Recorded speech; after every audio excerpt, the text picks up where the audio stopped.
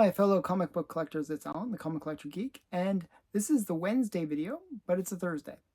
Um, now, normally on Wednesdays I do my Q&A videos, and where I answer my viewers' questions. However, on Wednesday this week, I was in the hospital, and I was actually in the hospital for a lot longer than I expected I would be. On the weekend, going back a few days, I was in a car accident where I was just waiting for the light to turn green so that it could go. And somebody behind me just smashed right into me. They didn't even slow down. They just smashed pretty hard into my car. And I've had a neck injury in the past. I've had a concussion in the past. And I was actually kind of getting over it. It's been 9 years and I was kind of getting over it, and now it's all full back. It's full back to the real concussion stage. So I'm a little bit iffy. So please be nice to me. I'm a little bit iffy. So it was getting kind of worse each day since the accident. It was like, I really felt it after I did my Monday live stream, actually. I was feeling really iffy at the end of that. The next day I decided I had to go to the police station, actually, to report the incident. And so I reported it. And then just walking to the police station, like, which wasn't even that far, like from where I parked my car to the police station, I threw up. I got sick. I got full concussion symptoms. I was like, this is not good. So I decided I'd go to the hospital. And in Canada, the hospitals are not so good. Not so good in Canada. Medical care is not so good. So I was waiting 24 hours almost. It was about 22 hours after that I entered the hospital that I got to see the doctor. I actually went to a prior hospital to that, where I went into a walk-in clinic. But they don't even have like doctors in the walk-in clinic, so you do it through telehealth. That took 2 hours. So the doctor at the telehealth, he said, well, you should really get a CT scan, and I'll give you a paper. It'll be a quicker process. So this is 24 hours after that that it took me to get the CT scan and get it all sorted out, even with that paper. So it was crazy. And that was me being fast-tracked. I felt bad for some of the other people, like they were just there, just waiting. So that was my hospital experience. So that kind of prevented me from doing this recording earlier. So I apologize for that. I kind of wanted to get this out on Wednesday, but I wasn't available. I got back today. Well, the day of filming this, so Wednesday. And it was just a bit of a mess. And I have to actually go back to the hospital because they found some weird thing on my scan. Hopefully I'm still alive. Hopefully I won't die. At least I'm hoping. It's been a pretty rough week for me. So I just wanted to explain that. Let's get into the questions. Let's do some fun stuff. But I just wanted to at least explain what happened yesterday. So this is the first question is from SW C3ANTN. It's probably means something probably. I don't know what it means, but that's their channel. Do you think Silver and Bronze War comics, our Army at War, Joe Rock, are undervalued and are a good opportunity? They are undervalued, because there are actually pretty good stories in those our Army at War books and the war books in general. Right now, war is not a popular genre of comic book, and because of that, it's undervalued. Now, things can change if they start making war movies, or something changes in the culture, like the current culture, and war becomes a cool thing. Maybe we go into a third world war and all of a sudden war books are like really popular. I'm not saying that would be a good thing. I'm just saying that's something that could happen. Then maybe those books would become more valuable. The same as with Westerns. If, Western books, like with cowboys and Indians, are for the most part undervalued because people have moved on. They don't really like those kind of books anymore. So yeah, things can shift. Um, Now, sometimes it's good to buy in genres that are not popular. So if, for example, crime or romance or westerns or whatever are undervalued, well, maybe it's a good time to pick them up. You can pick up, I was picking up some western books, just dirt cheap, really high grade, really rare books, and like under $100 kind of level for golden age. That's really cheap.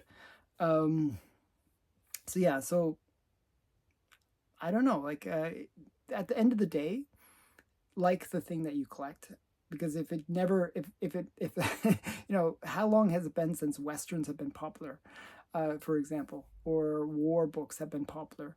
Probably since the 60s. It's like, do you really think that could shift? And if it does, they'll go up a lot. But my point is, you might be waiting that long, so you might as well like the thing that you have if you're going to wait on it for a while.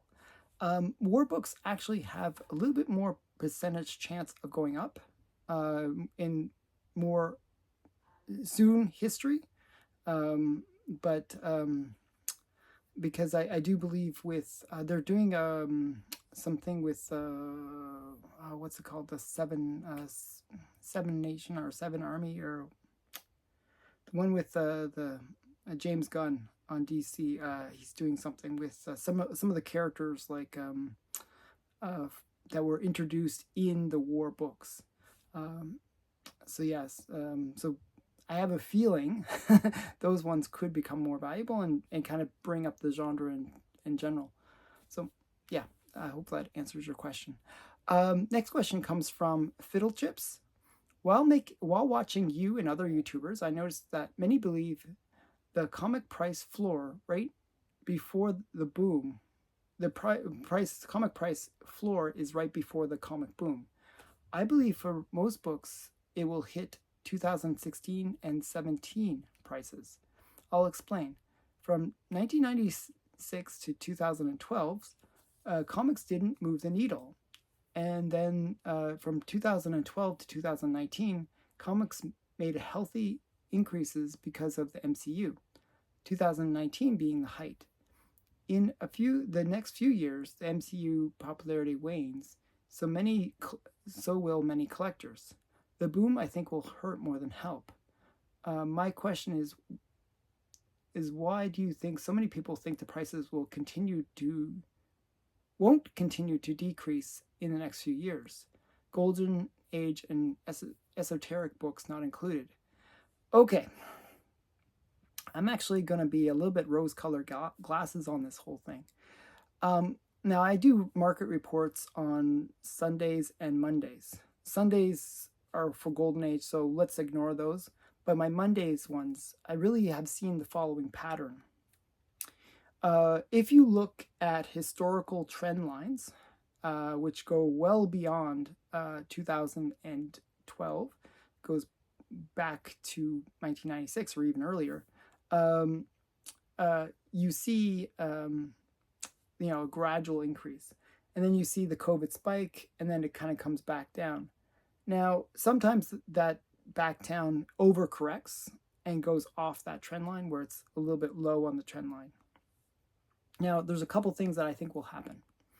I think it'll actually go back to the trend line, so actually be higher priced than the pre-COVID prices.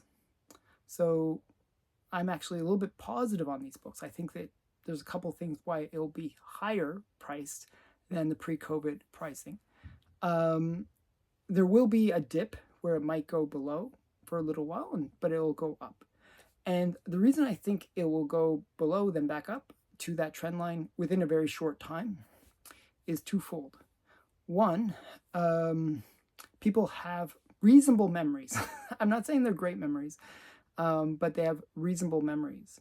And they remember seeing a book, for example, that lost 70% of its COVID value, being at that high price. They remember that price. They might have bought the book at that price.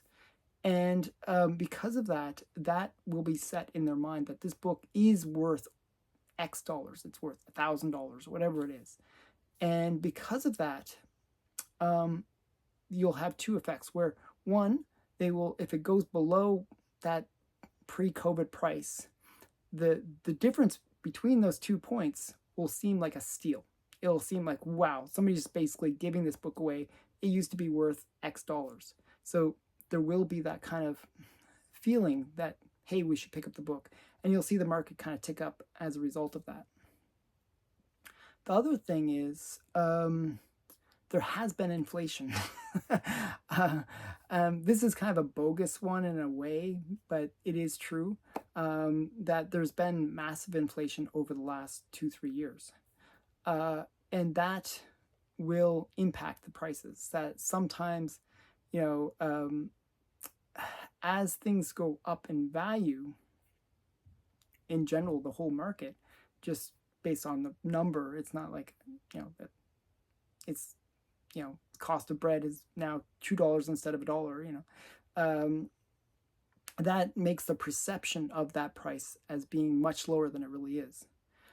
So sometimes just inflationary factors will make the books seem cheap. And when they seem cheap, people will generally buy them. So you'll see a little bit of that effect as well. I actually have high hopes for the market in general. That though things are bad right now, I think things are coming back together. I think Marvel, though it's made a bunch of mistakes, I think they've realized that they made a bunch of mistakes, and they are in the process of trying to remedy those mistakes. DC's already realized that they made mistakes, and they're trying to do a new leadership under James Gunn. And I think those two things, where you see the success of Deadpool, the success of Spider-Man movies, for example, for Marvel, really make them realize, hey, we got to make money at this, or we're going to be out of business. So I think that there is like the MCU has waned and the DCU has waned. I think there is going to be a revival where things will kind of be popular again. So maybe it might take a few years, but I think things will go up in the future, and very near future. I say 1 to 2 years. So that's my prediction. You can quote me that in like 2 years from now, and like the market's like all dollar bin. I don't know, but I think I'm pretty positive about the market. Actually, I think things are getting better. So next question comes from M. LeBlond. In your special childhood memories unboxing, you showed a Maclean's magazine that featured your first art website. Could you share a little about that website? What type of art did you sell? What are you an art collector yourself? Okay, so that art website was called You Can Buy Art. Back in the day, it was a pretty popular site. Got about 3,000 visitors per day, unique visitors. So it was very popular. I was very good at marketing, very good at SEO, and I got that ranked for everything. So basically what happened was that site was very popular, and it featured about 300 artists. My strategy was a little twofold. What I did was I targeted individual artists. There was an artist named Alan Bateman who does wildlife art and is very good at it. And his father's Robert Bateman, who's a very famous Canadian artist. And I was able to convince through my pathetic, I was like really pathetic. I was young at the time. Hey, come on my art website. It'll be great. And I really begged him. Well, Alan Bateman joined, and using that name recognition, I got a lot of other artists to join. And then the other approach that I took was I actually tried to make friends with some of the local galleries, and they had some really good stuff like Chagall's, Henry Moore, a bunch of really cool art, original famous art. Okay, so I was able to get all of that onto the website and just promote it. So basically that was from, I started in probably 1999, and then by year 2000, it was actually one of the top websites for art online. It was quite popular.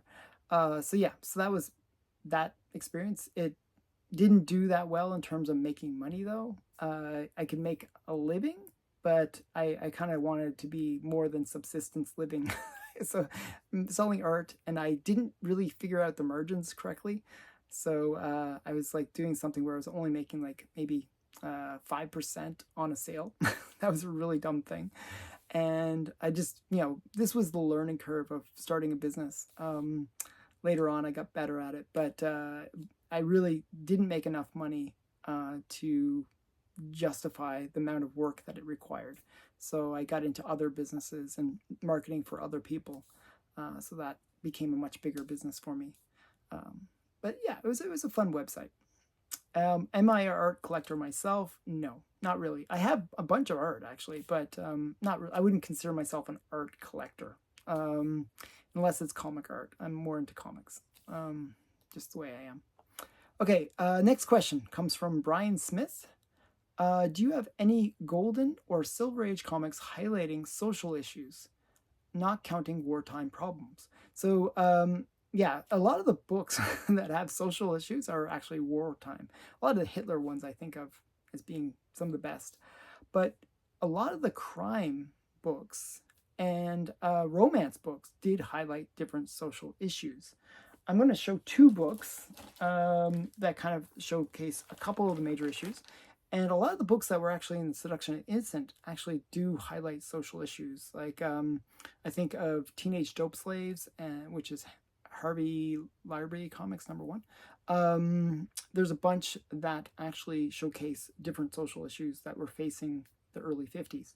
Well, one book that was similar nature is Shock Suspense Stories, which is the drug issue. Drugs were a problem even in the 50s, and this shows all the drug paraphernalia. It's a great Al Feldstein cover, and it just shows you the agony that this guy is going through because of his drug addiction. So very interesting book. Another social issue, and this is more like a commentary by the comic producers themselves on a social issue, was the negative association of comics to society's woes. So what was happening was you got Frederick Wortham blaming comics for what was happening to the youth of America, and the comic industry commented on that in their own comics. And one of the books where they did that is this one, Crime Detective. And you see right there, that's Frederick Wortham. And they actually write a little letter to Frederick Wortham saying, hey, look, we're not the problem. And so crime books were very top of the issue that Wortham had with comics. And the crime comic companies, the ones that produce these crime comics, really want to highlight the fact that they were trying to do a public service by highlighting that crime does not pay. Okay, so this was a social commentary. Okay, so kind of a interesting one. A lot of the crime books did really showcase a lot of the issues with crime and youth crime. So hopefully that answers your question, and I hope you enjoyed that. Quasi Terrible wrote, hey, great video as always. I was watching your piece on the highest book sales of the year, and you mentioned that TOS, which is Tales of Suspense 39, had the full quotation mark on the cover, which affects the price. Much like page quality, I'm curious if you know of any other books that other criteria besides grade and page quality that can influence the book's costs. The only other example I can think of is Giant Says X-Men #1, where it's important to check if Wolverine's claws are visible at the bottom. Are there any others that you can think of? Well, I'm going to stick to Golden Age. There's a lot of ones where in the modern age where there's different printing things that do affect the value. I think of different ones where there's like negative, like where like the color is different, and that, you know, error edition increases the price.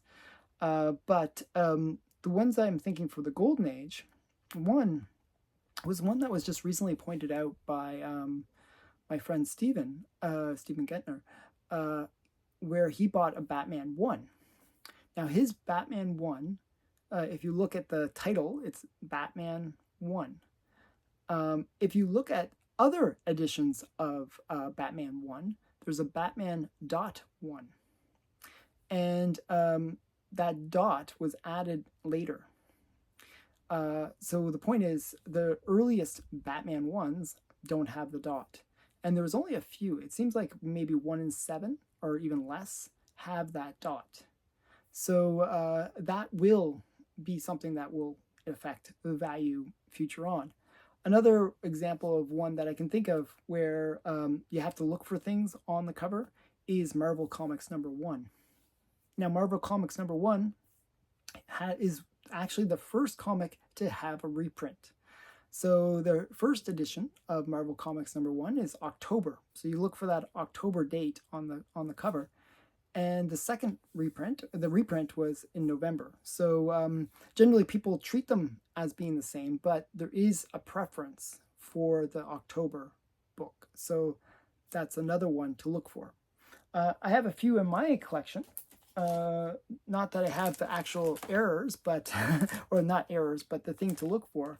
But I do have books that have that, where if you can find the ones with this thing, they're worth a little bit more. Well, a good example of that is Startling Terror Tales, number 11. You'll notice on mine, it's kind of a bluish gray, this around the terror. Now, this is later printing of it. When they first printed it, they did this as a black. And if you look here, this Tales, Startling Terror Tales, well, if this is done in black, all this would, and the black would make this not visible.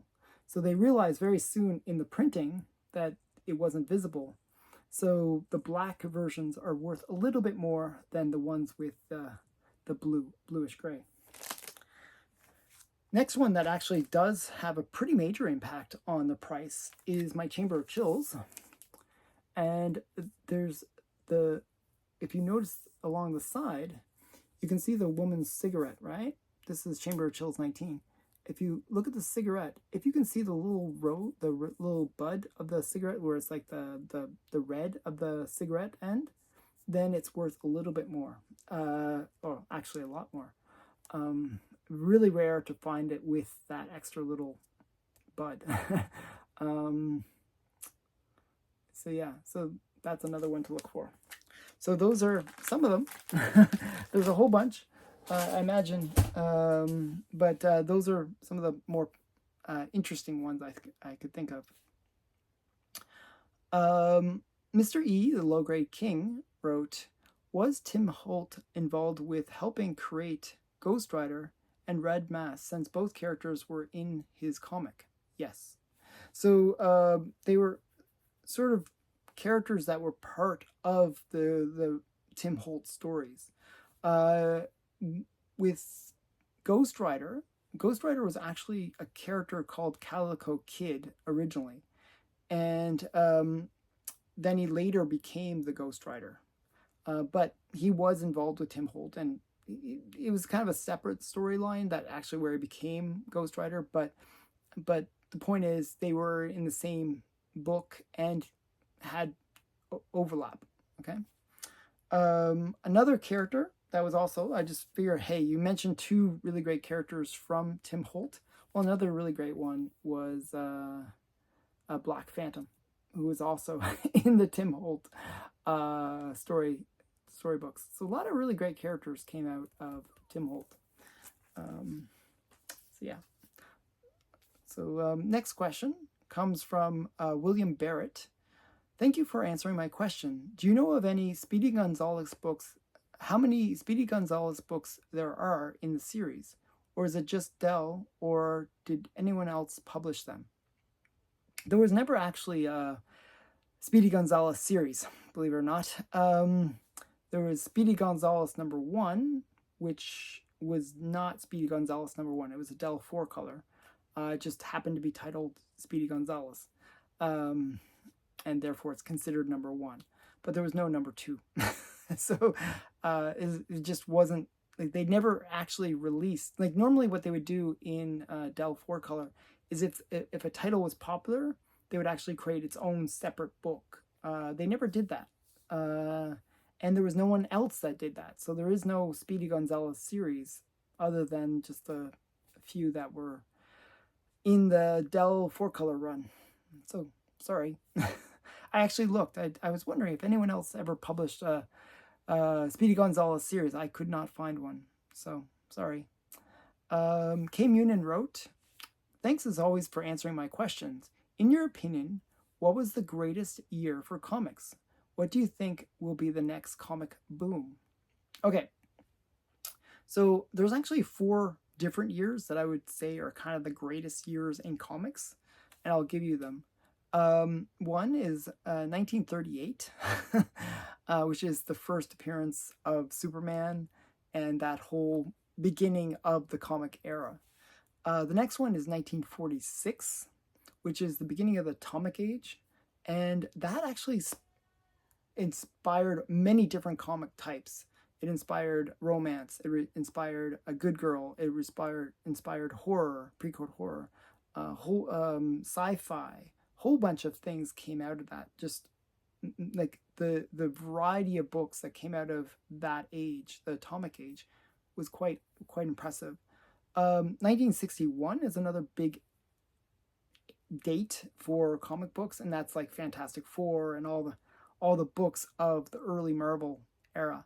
And 1991, when you get, I think 1991 is when X-Men #1 comes out, and the different 90s books that kind of marked that generation of comics and the basic boom of the 90s for comic books. So those are the 4 years that I was thinking. I liked 1946 because I liked the good girl. So that would be the one that I would think of as being kind of my favorite year for comics, and just all the inspiration that came out of that era. So yeah. When's the next comic boom? I actually see that there's going to be a comic boom within the next, I want to say, 5 to 10 years. And the reasoning for it is not a good one. And I'll explain that.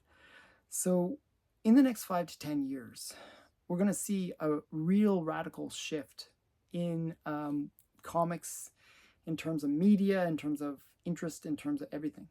Good and bad, actually. And whenever there's a shift, just like, as I said, 1946 is a shift between the wartime golden age books and Atomic Age. Well, whenever you see these shifts, cool things can happen. So what I do see is in the next 5 years, 5 to 10 years, and the reason I say 10 is there's a reason for that, is there's going to be this shift. A lot more digital stuff, a lot more creative stuff, a lot more individual artists and writers producing their own comics. We have a boom of that already, but I think it's going to be even more intensified as AI art comes in and makes it a little easier. As you know, more people will have the capability to create new additional content, and that will create a whole marketplace, massive marketplace for different types of comics. There will be a boom as a result. Another thing will happen where this is why I say 5 to 10 years, is there's a generation, the boomers are getting old, and I think they're going to start to die off. And what will happen is collections will all of a sudden appear into younger people's hands. Now, some of those people will just say, "Oh, these are these are junk. I just get rid of them," or they'll sell them off. They'll do whatever. They won't necessarily understand what they're getting. I do see that as potentially a bad thing. However, I look at people like Pocketful of Comics. Pocketful of Comics, he got his grandfather's collection. He didn't really collect comics, but all of a sudden he has this collection, and it's a fascinating thing to him, and he's learning all about it. And that has now created him as a new collector. And I do think that sometimes that situation where people are getting collections and they, they don't necessarily understand them will force them either to just give it to somebody else where they lose big money on it, or it will create the situation where they will get invested in it and want to learn about it. And actually, there'll be like this new boom of people that are younger inheriting collections. So I do see that as happening. So I think that will create this weird boom where, there'll be like just all these different things happening. As I said, more creative content, also people inheriting collections, and that will cause a boom within the next 5 to 10 years. That's my little prediction. Not sure if I'm 100% right on the reasoning, but I do think that might happen. Okay, next question. Lots of questions this week. Oh, I'm still wearing my hospital wristband. Next question comes from Troy Evans. As a DC and Marvel comic sales keep declining, do you think a merger with Manga publishing house may occur, and Marvel and DC characters drawn by manga artists to capture the manga market, ending variant covers, single issue floppies, and crossover events on various titles have to have a thick volume manga format? Okay, so I talked about manga and comics before, and one of the things I commented was that there is a real difference in the philosophy behind the story writing and the characters. And I think if DC or Marvel tries to go that way, it will lose its insight into what made its own stuff worked, and it could actually backfire. I don't think that they would do that. And I think the manga ones are powerful enough that if anything, it might be the manga companies that buy out DC or Marvel. But I don't think they would do it. I think they might do sort of like these manga style crossovers, which we've already seen. Like there's been a few that they've done where they took a Marvel or DC character and did it in manga style. I think that would be more of a one-off kind of situation, not a common event. And I don't think we'll ever see that true mixing of the two genres of or two styles of creating comic content. I really don't see that as happening. But you never know. I think, weird things have happened in the past, so who knows? But I do believe that it won't happen. So hopefully that... I'm sorry, my answer might not be what you're expecting. But let's get into the next one. One sec here. There's 2 pages. That was the first page. This is going to be a long video. Okay, we've got one more page. Okay. Next question comes from Adrift. Hey, Alan. I know that Marston is very much a fetishist, and that explains a lot of Wonder Woman predicaments. But how much of the Golden Age bondage do you think was actually based on kinks of the creators, and how much do you think was just the relatively innocent product of the popular notions about the machinations of monstrous miscreants? Wow. That's like a little bit of alliteration there. Okay, so if I'm going to show some bondage books, because whenever I get the excuse to show bondage books, I love bondage books, bondage comic covers, I take advantage of it. So I'm going to show you some bondage ones, and I'm going to show you and explain a little bit of what I see in terms of bondage things and how they're used. So here's a good example. So this is Blonde Phantom, number 14. Great cover. You got the good girl. Okay, She's the main character, and she's coming to rescue this guy who is in bondage. Typically, bondage is one of those things that the bad guys do, because typically it's a situation where boys like to have this sort of imagination of being the knight in shining armor and rescuing a damsel in distress. Well, one of the things that they always do is, and it's just sort of the mechanisms of how women in distress works, is the idea that they're completely vulnerable. And the only way you can be completely vulnerable is like your hands and legs are tied, so you can't run away. And sometimes they're also gagged, where they're completely vulnerable, where they can't even scream for help. So those are things that generally go for bondage. But the reason I showed this one is it's male bondage. So obviously it's not done for some sexual sexual thing or kinky thing. It is done for purely that reason, that got to save the person. This one is a bit of a torture one. You can see that the guy he's really on the rack and he's getting stretched. And that is also a very common theme of the bondage covers. Back to the damsel in distress. This is what I was talking about: legs bound, arms bound, mouth bound. So yeah. And not necessarily, like, it wouldn't necessarily be a sexual thing, but this one is creating that sense of peril. And that's a bigger than sexual thing. I find that it's not about the kinkiness of it, it's more about that creating peril. Because if you look at the situation, she's in peril. Like, she's gonna die if this propeller starts to spin. So yeah. And some more bondage.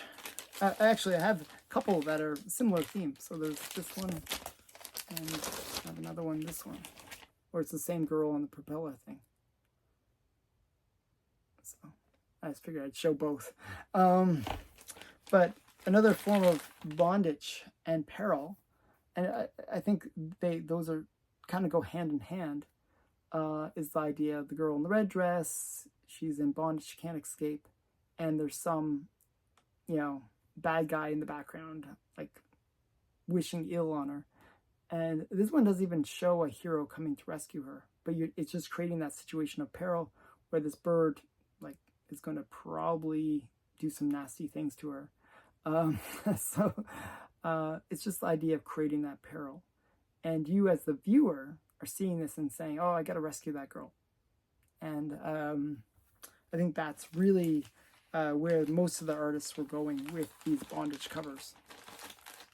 The more peril you can create, the more and sometimes that's why there's the torture element, the more interesting it is to the viewer, the reader, to want to say, hey, I could save this girl. And that's why the girls are generally beautiful. You're more likely to want to save a pretty girl than a not so pretty girl. So that's kind of the way I'm thinking. But if you look at Marston's stuff, just to go back to a little bit of the kinky side, a lot of the time there is that notion when she's bound that she loses her powers. And there's a lot of, like, very kinky elements to the way bondage was used inside the comics of Wonder Woman. So I'll give you a little bit of devil's advocate there. Okay, next question comes from Jerry Wilson, who wrote, "Hi Alan, have you read Impact Comics #1, The Master Race Story? And if so, what are your thoughts about it?" So I didn't read that book until I got the question. So I ended up reading the story. And the story basically is the situation of a guy who had experience. I know that you've probably read it. I'm just explaining to the viewers. Basically, it shows this guy, and he's in a subway train, and he's thinking about how he is on the run. And when I'm saying on the run, the way they kind of frame it at first is that he remembers being in the concentration camps of the Germans. And at first you kind of maybe sympathetic to him because you think, oh, he was a Jew in that circumstance. But later, as the story kind of progresses, he sees somebody who he thinks is somebody that would recognize him. Maybe you think at first, maybe you think he's a Nazi, that this other guy's a Nazi, but it's actually the opposite. The guy that is being paranoid, the guy that's the main character, is actually a Nazi himself, and he was the one that was inflicting evil things upon the Jews. And the way the story ends is he runs away from this guy that he recognizes him as one of these, death camp people, and he in the process gets killed. Okay, so it's an interesting story.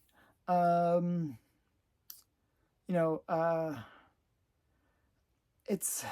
one of those things like, it's such a messed up thing. The whole Nazi thing is really a messed up situation, not a good one. Where you kind of wonder, when do we stop demonizing the people who were part of a system that was evil, and that's kind of what it was addressing in that way. Do we just wish them all dead? That's a possibility. Or do we say, well, they were brainwashed, they were victims themselves, and they ended up victimizing others because they were brainwashed by the propaganda of their society? Like, I don't really feel sympathy for the Nazis. Like what they did was evil. But at the same time, when does it stop? Like the whole idea of eye for an eye, the whole world goes blind, kind of rings in my head. So I always wonder about that. It's not something but this story does give you a little bit of that sense. It's more of one of those ones where they do a little bit of misdirect, and I found that they could have done the misdirect a little bit better. I would have liked them to kind of wait a little bit longer to reveal that he was the Nazi. But I thought it was an okay story at the end of the day. So it's one of those ones where it'd be very interesting. It's one of those things you got to think about, and I do like comics that make you think. So ultimately, I say it's a good story that way. Hopefully you enjoyed that answer. Next question comes from Average Orlando. How often a day do you think about comics? Also, have you ever had any weird dreams in regard to comics?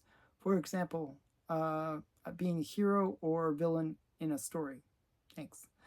Okay, I do have weird dreams every so often about comics, because I do think about them pretty much on a daily basis, because now that I'm doing these YouTube videos, I have to think about it pretty much every day.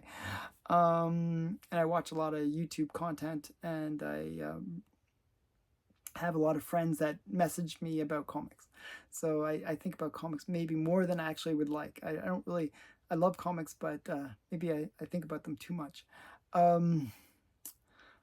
But it does impact my dreams, where I have the standard dream about being a superhero, or being able to fly, or whatever it is, having certain powers. I do like those kind of dreams where you have powers and you can do cool things. So yeah, that's the kind of dreams that I have. Funny thing is, you don't really remember too much. I'm one of those people that when I wake up, I forget a lot of my dream. I remember them for maybe that little bit of fuzzy moment where you're sort of in between the dream world and the real world. And, I think, oh, this is a really cool story or a really cool dream. And then sometimes I remember it enough to tell somebody else about that cool dream that I had. And then when I tell it to them, it sounds like really lame. Just like, what are they? It's like, it seemed cool in the dream, but yeah, it doesn't really translate that well. So yeah, I guess that's my answer. Stepify wrote, "Hi Alan, can you tell me who Rick Jones was, what he did as a character for Marvel, and what happened to him?" Okay, so Rick Jones was a character from Hulk number 1. And he is actually a very instrumental character to Marvel. Not just Hulk, but to Marvel in general. So Rick Jones, his whole story is he was a teen that wanted to do his things his way. So he decides to drive in the middle of like scientific experiment like field where they were testing like this new device that would create massive amounts of gamma rays, like a bomb. And I'm not sure why. His motivations were really pretty weak, but that's what he did. He was like, I don't want people telling me what to do. I'll drive out there. And he did that. So Baxter was like, oh my goodness, somebody's driving out in the field and the bomb's about to go off. So he ran out to save him. And he threw him into a trench, and he took the full blunt of the gamma rays and became the Hulk. So Rick Jones became sort of like a sidekick to the Hulk, and he actually took care of the Hulk. In the original story, the Hulk would only become the Hulk at night, and Rick Jones would sort of lock him up into this safe place so that he wouldn't Hulk out and destroy the world. It always seemed like he was always getting out anyways, but that was the story. Later on, actually, Rick Jones gets the ability to control the Hulk. He actually has it where he can kind of mentally control the Hulk. And then later on, he loses that power, but he actually loses the Hulk as well. And he does his own thing. But the interesting thing is, in the process of doing his own thing, he actually was instrumental to starting some major teams. One of the major teams that he got involved with starting was the Avengers. So he was involved with starting the Avengers because they were like he was setting up this like network of radio broadcasters and stuff, and that was involved with connecting all these Avenger characters together. He was also, for a short time, a replacement for Bucky. He was Captain America's sidekick at one point. And he was also involved with Captain Marvel. He was also involved with Rom, which is an interesting one. And the Runaways, their benefactor was Rick Jones. Basically, Rick Jones didn't want these other young teenagers to be basically going down the wrong path that he had gone down. So I thought that was interesting. Rick Jones also gained superpowers himself later on. He became the Whisperer. And as the Whisperer, he basically was able to learn tasks really, really fast. And he could, learn whatever it is really, really fast. And that was his cool power. Rick Jones was created by Stan Lee and drawn first by Jack Kirby. So that's a little bit about Rick Jones. So he's still a pretty active character in the Marvel Universe. Alexander Kalipsky wrote, I have saved up a little to buy a bigger book.